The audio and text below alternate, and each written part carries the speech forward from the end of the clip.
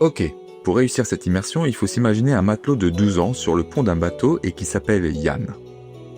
Il apprend le métier de marin sur un brigantin de garde-côte et le boulot est simple, attaquer ou protéger les navires marchands. Pas besoin de grosse armada, juste un navire rapide et quelques canons. Parce que la guerre de course, c'est ça, la guerre du petit face au géant, une façon sournoise d'emmerder l'économie ennemie.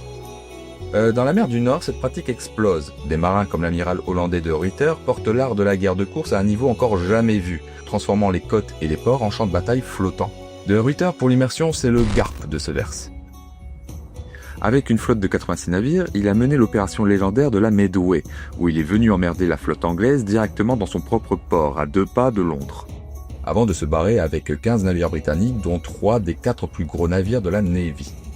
Et parmi toutes ces batailles, dans un de ces navires, il y a ce gamin de Dunkerque, une cité disputée entre puissances étrangères qui passe de main en main. Espagnol le matin, français à midi et anglais le soir, Yann, lui, grandit dans une ville temporairement française au rythme des marées et des canonnades. Il voit la moitié de sa famille périr par le fond, dont des oncles se faisant péter la gueule avec leur propre navire. Avec la mer dans le sang et aux côtés de l'amiral de Ruyter, il apprend vite. Très vite. À 17 ans, le gamin commande déjà son propre petit corsaire et se prépare à marcher sur les traces de son mentor. Mais quand la France entre en guerre contre les Provinces-Unies et presque toute l'Europe, soit dit en passant, il plante les Hollandais. Son excuse ? Toutes ces guerres à rallonge ont fini par provoquer des famines qui ravagent le pays. Et malgré les honneurs qu'il reçoit aux Pays-Bas, Jean Bart reste profondément dunkerquois.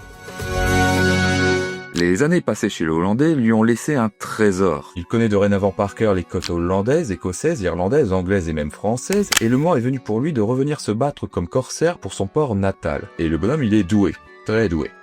Tout le monde ne tarde pas à connaître son nom, faut dire qu'il n'arrête pas de foutre le bordel dans toute la mer du Nord, et est turbulent avec ses voisins. Il peaufine ses manœuvres, maîtrise l'art de la surprise et de la vitesse, et frappe vite et fort. Il n'hésite pas à utiliser les éléments naturels de la mer pour piéger ou fuir ses adversaires. C'est simple, le mec est tellement insaisissable que les flottes ennemies n'ont pas le temps de riposter. Et même lorsqu'on arrive à le choper, lui et son lieutenant, lors d'une course où il escortait des navires marchands, il arrive à se barrer de sa geôle en 11 jours. À bord d'une barque, il rame près de 300 km et rejoigne en 48 heures les côtes françaises, avant de repartir en mer pour reprendre le boulot.